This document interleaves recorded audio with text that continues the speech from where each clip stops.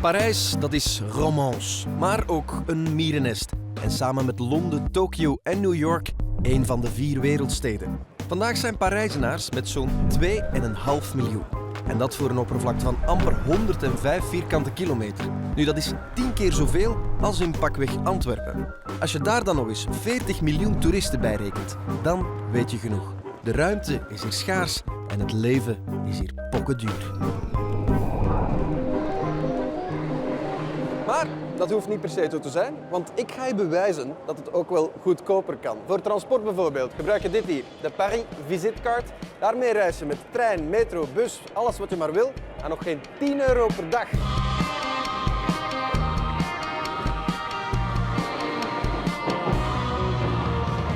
Vooraleer je begint te rijden door Parijs is het belangrijk dat je weet hoe de stad in elkaar zit. Als je bijvoorbeeld aan een Parijzenaar vraagt van waar ben jij, dan zegt hij moi je suis du 6e.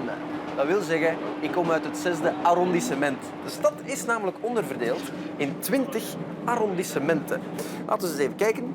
Dit is Parijs, heeft ongeveer de vorm van een achteruitkijkspiegel. Daardoor loopt de Seine als een moustache. Dan heb je hier het eerste arrondissement. Hier heb je bijvoorbeeld het Louvre. En alle arrondissementen volgen elkaar op, zo met de vorm van een slakkenhuis. Om dan te eindigen met het 20e arrondissement.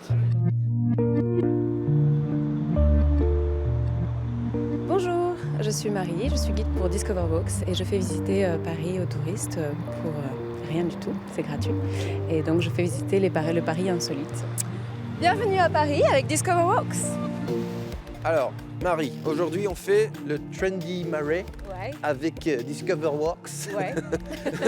Ça marche comment ça? Alors en fait, comment ça marche, c'est que les gens vont décider à la fin du tour s'ils ont aimé. A priori, oui, ils vont adorer. Ouais. Et donc c'est eux qui décident en fait combien ils veulent donner au guide, combien ils estiment que le travail, voilà. D'accord. Alors, je te demandais de me montrer des magasins à petit prix et toi, tu m'emmènes dans le Marais. Oui. Pourquoi? Je pense que c'est dû à l'histoire en fait du quartier. Au départ, c'était très aristocratique, Oui. donc on peut s'imaginer que les gens lançaient un peu les modes déjà ici. Ensuite, après la Révolution, ils sont tous partis et là, les artisans en fait sont arrivés. Ils ont investi le quartier, beaucoup d'industries et puis le textile, les meubles, voilà, tout ça, ça a pris vraiment son essor dans le Marais à ce moment-là. Donc. Oui, donc dans ce quartier, donc, il y a beaucoup de magasins vintage. Et, Ça, nous, on l'a aussi, vintage, oui. mais bon. Oui, mais alors peut-être que c'est la même chose. Ici, on a beaucoup de magasins avec des concepts. Donc il y en a un certain, ça va être le vêtement au kilo. Donc des kilos Au de jeans. kilo. Ah ouais, bah, Donc tu rentres avec pèses. un sac et...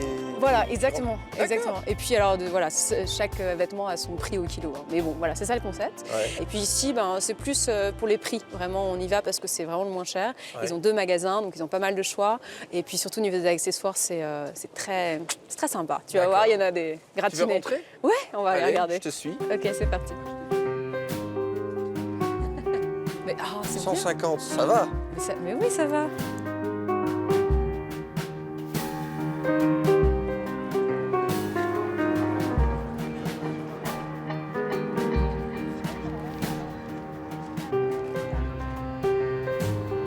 C'est pas mal cette place. Ouais, donc c'est la place des Vosges. Ouais. Donc là, on vient de faire tout le Marais. T'as vu, c'était très animé. Ici, c'est beaucoup plus calme. Ouais. Et c'est très joli. C'était avant la place Royale. Ouais. Et tu le sens, hein, c'est magnifique autour de nous. C'est qui l'a construit? Alors, Place des c'est le Vosges. bon roi Henri IV. Ouais. Ouais, je sais pas si tu as entendu parler. C'est un roi qui était très très aimé des Français. Pourquoi? Ah, il y a beaucoup de raisons. C'est un bon vivant. Il aimait bien manger, il aimait bien faire la fête, il aimait bien les femmes, jeunes, vieilles, toutes les femmes. Toutes les femmes alors, ouais. Toutes Et les femmes lui aimaient? Ah oui, les femmes l'aimaient beaucoup aussi. Ok. Non, mais disons que c'était un don Juan. Voilà, Un Don Juan. Henri IV. voilà. On m'avait dit qu'il aimait tant les femmes parce que... C'est vrai qu'il avait... Il avait une oui. érection permanente. Oui, c'est ça. C'est Il vrai, mais avait c'est du ça mal à que se satisfaire. c'est vrai. Les Français n'aiment pas parler de ça parce que c'est un roi à la fin. Mais oui, mais parce qu'on le connaît plus pour les guerres de religion, les choses plus sérieuses, donc forcément, voilà. Ouais, mais c'est ok. vrai qu'il avait... Le priapisme, histoire avec- on n'en parle pas, c'est ça? Ça va. On peut en parler. In Parijs zijn musea een must, laat dat duidelijk zijn. En dan heb ik hier iets tofs, de Paris Museum Pass. Die is geldig gedurende 2 dagen, kost €39 en geeft je toegang tot zowat alle grote musea en monumenten in Parijs. Maar hij wordt pas echt rendabel vanaf 4 musea. En daarom nog een betere tip. Je boekt je citytrip naar Parijs best in de eerste week van de maand. Want op de eerste zondag zijn alle grote musea gratis te bezoeken. En dan loop je dus gewoon binnen, bijvoorbeeld hier, in Le Musée d'Art Moderne, oftewel Le Centre Pompidou. En ook bijvoorbeeld hier, in de Notre-Dame. En natuurlijk ook het wereldberoemde Louvre. 60.000 vierkante meter en daarmee is het Louvre één van de grootste musea ter wereld. Waar begin je dan? Juist, wel, sinds kort heb je een nieuwe app voor de smartphone en die brengt je op 2 uur tijd langs de belangrijkste meesterwerken. En laat ons beginnen bij het belangrijkste, La Joconde, oftewel de Mona Lisa. C'est une œuvre qui a cette particularité d'être à elle toute seule le symbole à la fois de l'histoire de l'art, de la peinture et du musée du Louvre. Et c'est sans doute la seule œuvre qui existe, qui soit immédiatement identifiable par l'immense majorité du public. Est-ce que ça c'était toujours le cas dans le passé à l'époque? Non, ça n'a pas toujours été le cas. Au moment de l'ouverture du muséum en 1793, la Joconde ne fait pas partie des tableaux qui sont exposés dans un premier temps. Donc elle arrive au musée un tout petit peu plus tard, quelques années plus tard. Et c'est au 19e, avec peut-être tout simplement le développement du tourisme, les gens vont commencer à s'y intéresser. Et pour des raisons qu'on n'arrive même pas, nous, à s'expliquer véritablement, ce tableau devient le tableau. Qu'est-ce que tu en trouves? Personnellement, la chose qu'on me dit jamais quand on est au Louvre, moi, c'est pas le tableau qui me touche dans les collections du musée. C'est une œuvre fabuleuse, c'est une œuvre magnifique, mais il y en a plein d'autres que je mettrais devant. Là, c'est les Vénitiens, ici, Carpacciocina. Ça, c'est les... Je montre un certain nombre de choses. Non, c'est quand même plus jolie, celle-là. Et celle-là, elle doit être dans... Moi aussi, elle est plus belle. Ouais, mais... Alors, Daniel, si tu veux 35 000 de pièces exposées, et si toi, tu devrais choisir ta pièce préférée, c'est ça. Ah, moi, une assiette. C'est celle que j'emmènerais, ouais. Mais je trouve l'inscription extrêmement belle. C'est vrai que l'écriture arabe est une écriture qui permet des formes que je trouve très élégantes. C'est plein de lignes verticales, d'horizontales, de points. Et je trouve ça très, très beau. Est-ce que c'est pas par hasard que c'est une pièce qui fait partie de la nouvelle section du Louvre, la section sur les arts islamiques? Les arts de l'islam, oui. On est dans une section qui est la dernière ouverte des collections du Louvre. Et on est dans un département qui est là pour montrer que la civilisation islamique, tout simplement, est à mettre au même niveau que toutes les grandes civilisations occidentales. Et puis, on a voulu la doter d'un bâtiment, d'une architecture qui sorte un petit peu de l'ordinaire. Dans la cour, on a construit cette espèce de couverture assez étonnante. Bon, il y a des gens qui ont dit c'est une aile de libellule parce que c'est doré à l'extérieur, donc ça brille au soleil. En réalité, les 2 architectes ont expliqué que c'était pour eux un voile qui était en train de tomber et qui était gonflé par le vent. D'accord. Daniel, je te laisse avec ton assiette. D'accord. Alors, au revoir. Amuse-toi bien. Bon, je suis Alain, je suis propriétaire de la Maison Bleue et on peut séjourner ici à partir de 76 € avec le petit déjeuner. Bienvenue à la Maison Bleue. Ça, c'est ton guest permanent, alors? Oui, c'est la gardienne des lieux. C'est Zoé. Bonjour Zoé, t'es bien confortable? J'ai l'impression. Alors Alain, si tu veux, moi je ne m'attendais pas à avoir un B&B, une chambre d'hôte ici à Paris, parce que normalement, passer une nuit ici à Paris... C'est vrai que c'est pas très connu encore, même par les Français. Ça s'est développé depuis quelques années seulement. Et ça correspond à une demande, parce que les gens ils ont envie d'une autre approche. Et c'est vrai que venir dans une maison chez l'habitant, c'est pas la même chose qu'être à l'hôtel. C'est quoi le quartier ici? En fait, c'est la Campagne à Paris. Ah, d'accord. Ça, c'est le nom de l'association qui a laissé le nom à ce quartier. Et ici, il n'y avait pas d'immeubles haussmanniens qui ont été construits, contrairement dans beaucoup de quartiers à Paris, parce qu'il y avait des carrières à l'origine.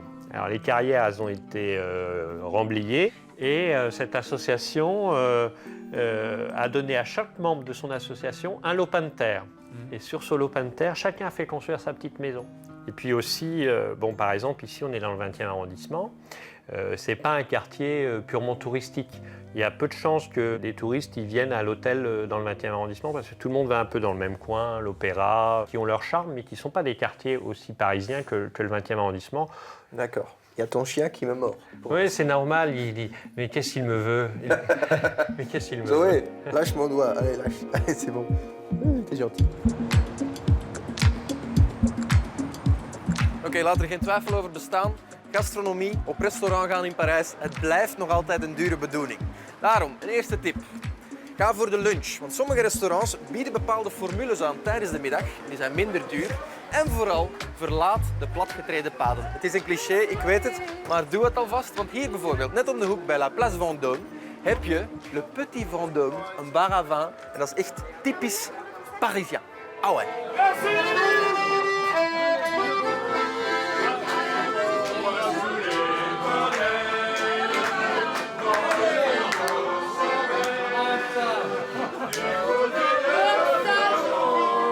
Alors, je suis rentré ici. Qu'est-ce qu'on peut manger dans ce bar à vin? Parce que... Bien sûr. Et on mange quoi là? Ou tu prends un sandwich, ça n'est pas moi qui le dis, mais c'est des gens comme Ducasse ou François Simon. Il paraît qu'on a parmi les meilleurs sandwichs de Paris. Ok. Voilà. Et on mange un sandwich pour 4 €, 4,50 €. Dans ce quartier, qui est un quartier de magasins de grand luxe et de palaces, on est probablement les seuls où c'est typiquement parisien, les jambons qui pendent, les saucissons, le vin à la ficelle. Vous prenez une bouteille, vous buvez ce que vous voulez. Et le monsieur qui a créé ça il y a 50 ans a compris que quand un monsieur amenait sa petite amie ou sa femme chez les joailliers, après il n'avait plus d'argent. Donc il venait manger un casse-croûte ici.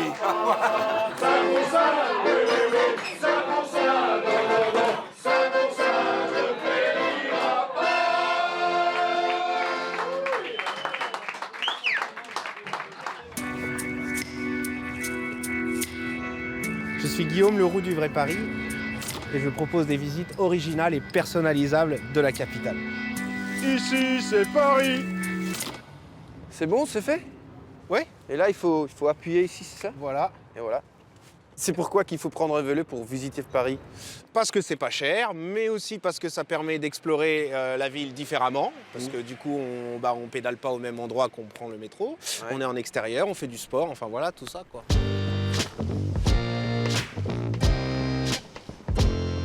Là, on est où? C'est le canal d'Ourcq, c'est ça? De l'Ourcq. De l'Ourcq. Ouais. Ok. Mais tout le monde connaît le canal Saint-Martin. Et ça, c'est pas tellement connu ici. Bah, en fait, bon, ça l'est de plus en plus. C'est la suite logique du canal Saint-Martin.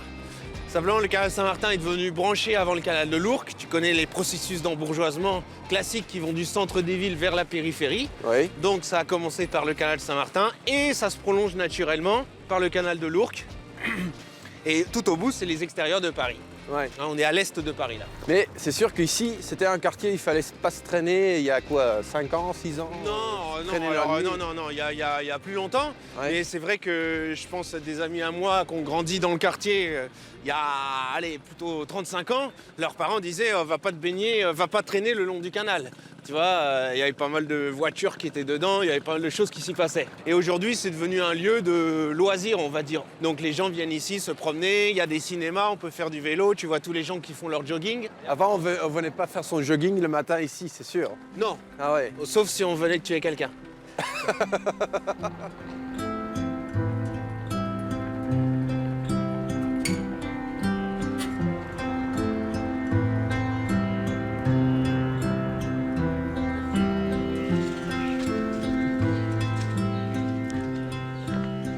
Quand moi je dis Père-Lachaise, toi tu dis... Jim Morrison, Bah voilà. Ça se fait comment qu'il est là? c'est qu'il était à Paris dans les derniers jours de sa vie, donc c'est comme ça qu'il a été enterré ici. Mais Père-Lachaise est aussi, le cimetière de Père-Lachaise est aussi connu parce que c'est le plus grand de Paris et il y a 2 millions de visiteurs par an ici.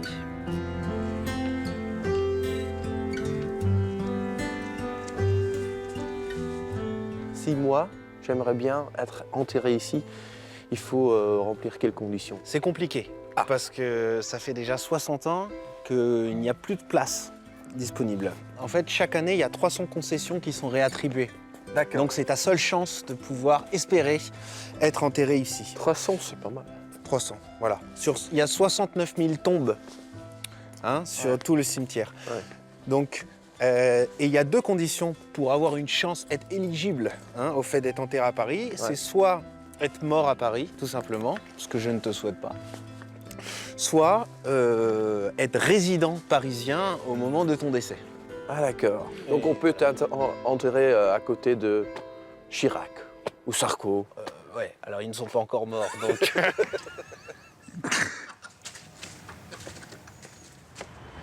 Laten we wel wezen, Parijs op zich is al zo'n belevenis en dus zijn sommige ervaringen, sommige plekken echt de moeite en toch gewoonweg gratis.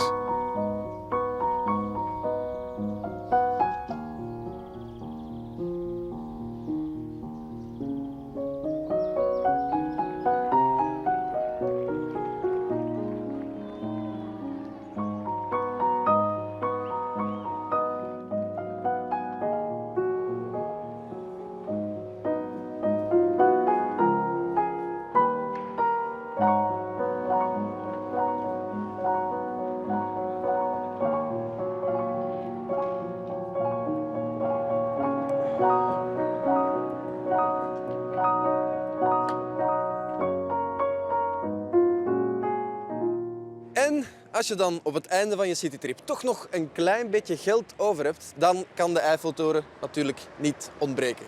Nu, het enige probleem is, als je bovenop dat prachtige bouwwerk van meneer Eiffel staat, dan kan je de Eiffeltoren natuurlijk niet zien. En daarom heb ik een geweldig alternatief. Namelijk dit hier. Het dak van BHV, Bazaar Hôtel de Ville. Op de 7e verdieping heb je hier een adembenemend zicht op heel de stad.